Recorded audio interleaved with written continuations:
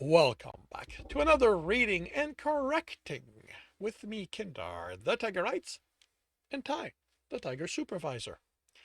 These are where I read a chapter from one of my stories and correct it as I go. If you want to listen to these live, it's every Tuesday morning, 8 a.m. Eastern Time on Twitch. And if you want to support me, that is on my Patreon. Today we are doing chapter 42 of A Series of Death. I don't know how long I'll be able to stretch this, the female on the other end of the call told Trembor. The judge who's been assigned to the case is hard on anyone he feels is wasting his time, and with how solid the evidence is. Oh, what do you mean solid? Have you questioned why someone would call in a body when it's lying on a prop table? Look, I need time. I was expecting this to take weeks before the case was even brought up to the courts. He shut down the system. I'm doing my own investigation into this. I can prove he didn't do it. I just need time. Mr. Goldenmane, I am doing everything I can. I am informing you of how things are proceeding out of courtesy, not requirement. The chances the accused will be eaten before the case is heard has been mentioned as a reason to move the start forward. I understand he's been under guard due to at least one attempt on his life. Trevor rubbed his face. Now they were using the fact he'd arranged protection for his brother to cut down how long he had to find the evidence. There hasn't been any attempt as far as I know, she sighed.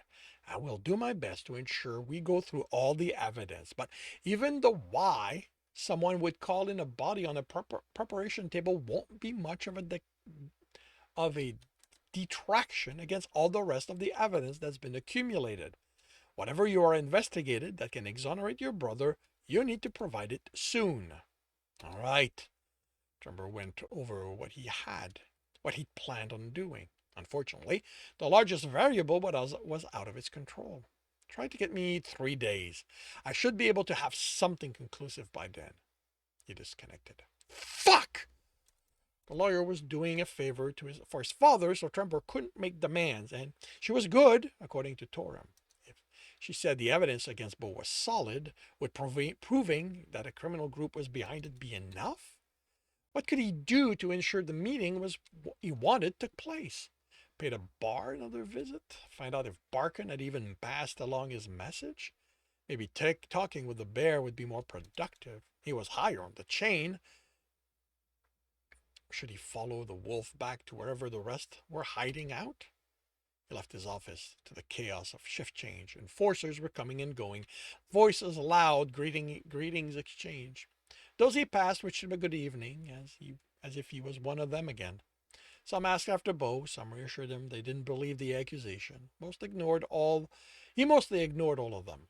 He'd been one of them. He knew that, for as genuine as they were in what they said, if one of them sat in the interrogation room with his brother, they would use every trick they knew to get him to admit guilt. The law was too murky on how an enforcer could get a confession, and that had always irked him. Outside, he tightened his jacket and cursed, first at the cold, then at the wolf leaning against his car. He searched their surrounding. There was no way that Grey Wolf was so stupid as to try something in the parking lot of the enforcer precinct. But another thing he'd learned in his time as an enforcer was that good judgment went down the more thug-like they were. Barkhorn stepped away from the car and limped in his direction, hands at his side, relaxed. I'm not here to cause trouble. The only person who might end up in trouble here is you, Tremor replied. Terry Max slowed her walk and looked in his direction. Trevor shook his head, and she resumed heading to her car. What do you want? To tell you they're willing to see you. Something was finally going his way, hopefully. It would be soon. When? The wolf nodded to the street where the silver luxury car idled. Now? Now? Was Jasper even set up? Well, the wolf demanded, I need to grab something from my car. You really want to make her wait after you were fucking insistent this happened as soon as possible? My car's right there. It won't be a delay. He walked past the wolf and took out his pad, sending the bison a message. It's happening now, leaving the precinct in their car. He opened the door and reached into the holder between the seat and grabbed the pack there.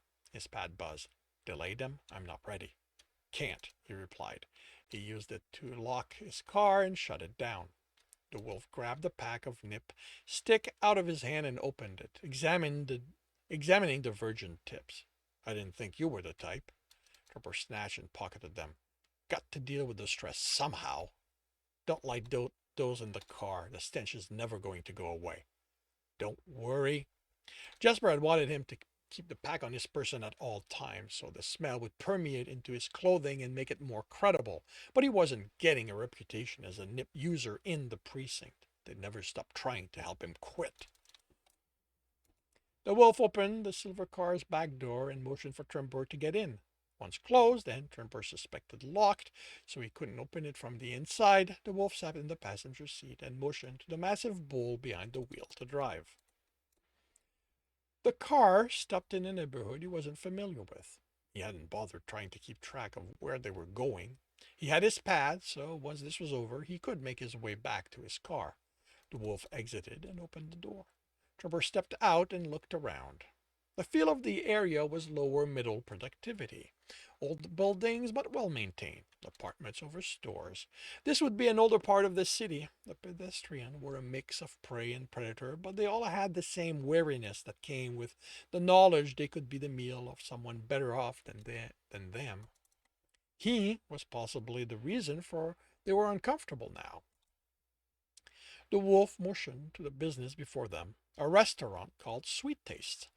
The words were in flowing and artisanal lines that gave them a foreign feel.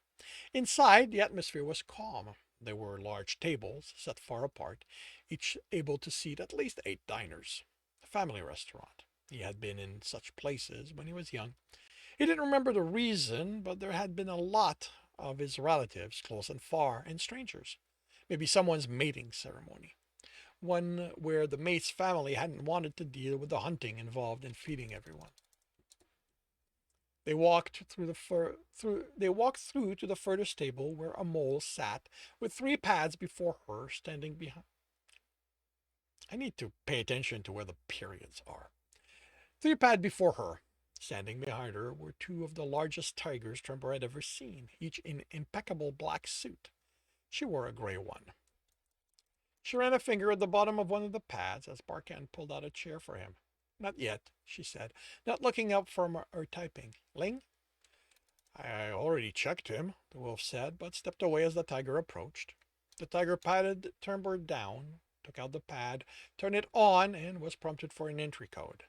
Tremor noticed the indicator saying he had messages waiting. He really hoped one of them said that Jasper had managed to get in range. He took the wallet and looked through it, then placed it back. The ID wallet the tiger was more careful of, studying the registered ID card, but also put it back. Trembor didn't know what they could do if they stole it, but considering what he knew Marlot's skill, if one of them got within the revenue system, it would be chaos. The tiger pulled the pack of nip and opened it. Unlike the wolf, he kept it at an arm's length as he examined it. Even unlit, those things stank.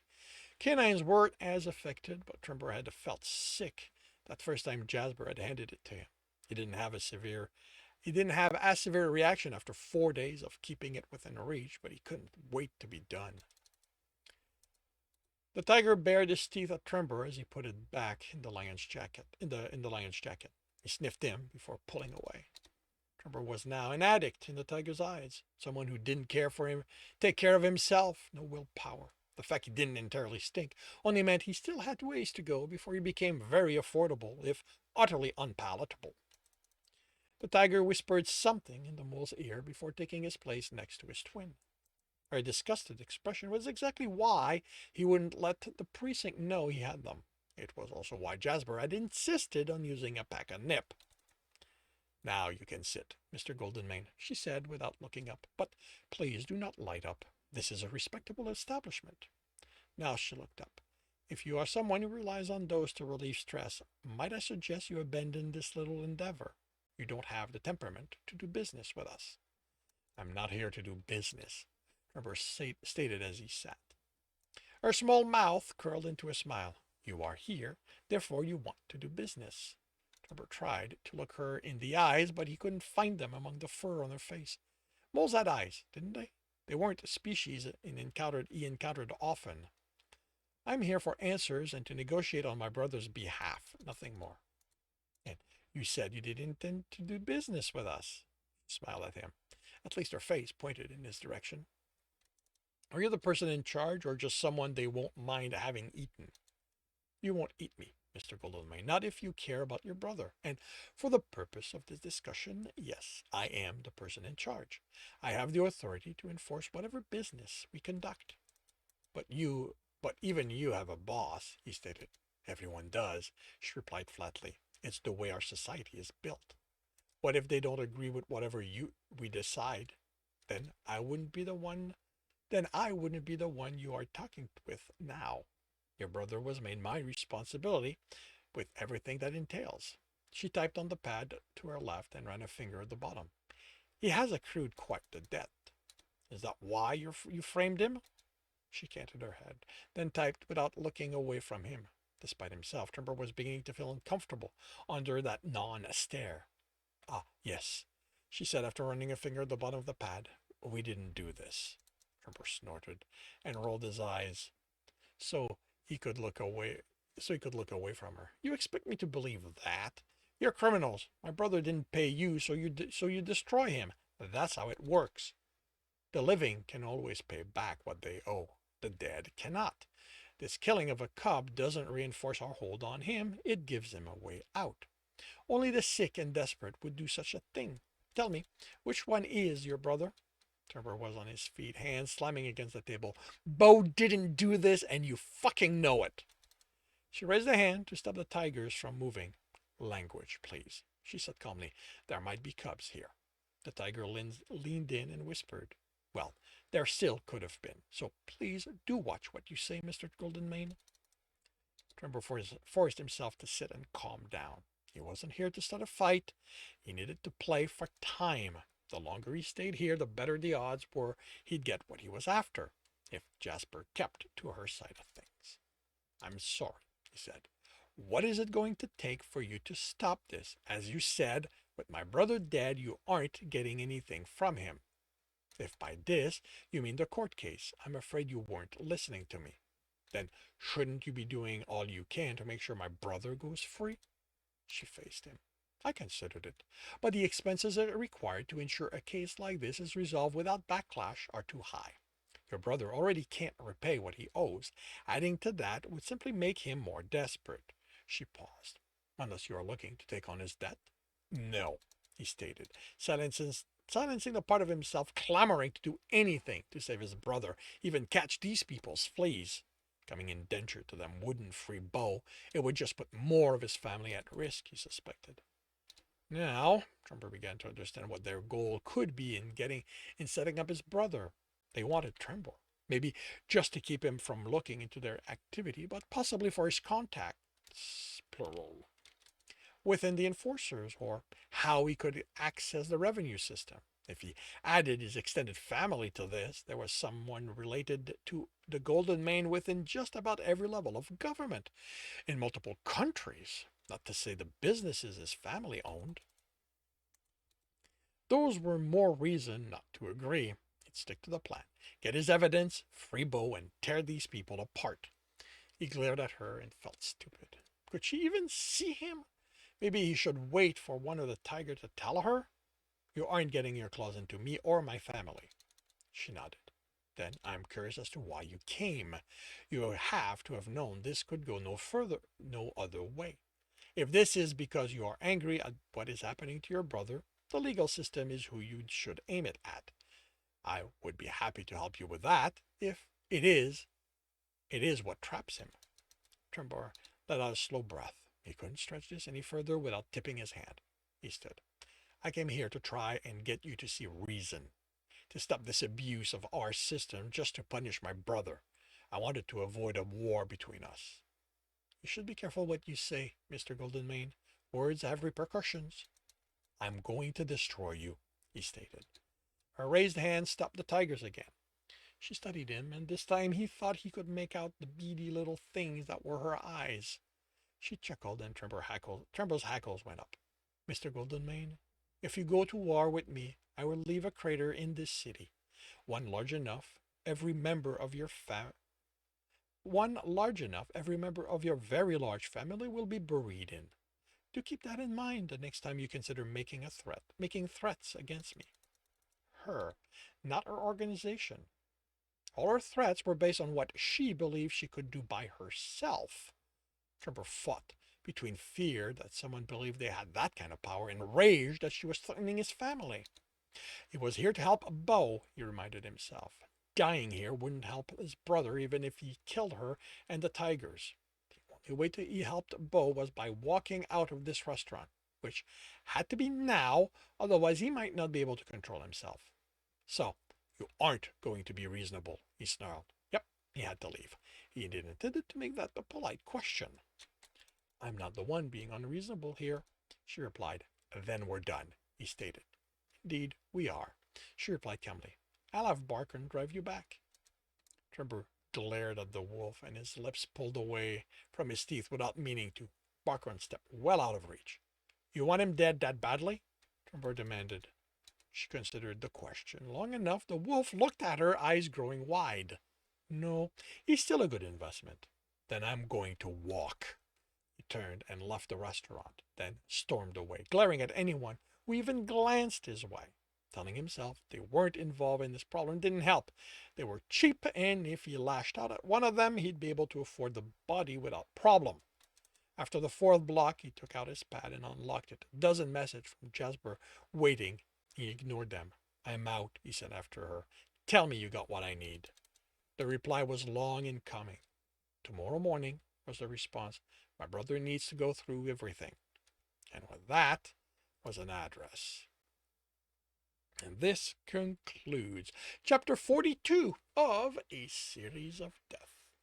If you are enjoying this, please leave a like. If you want to know when the next chapter is going to be up, subscribe and hit the bell. If you want to read this story as well as the other books in the series, they are available at all major e-retailer. If you are looking and for another way to support me, that is on my Patreon, where you can also get access to just about everything else I've written. And if you want to listen to these live, it's every Tuesday morning, 8 a.m. Eastern Time on Twitch. The links are in the notes, and with that, I shall wish you a good day.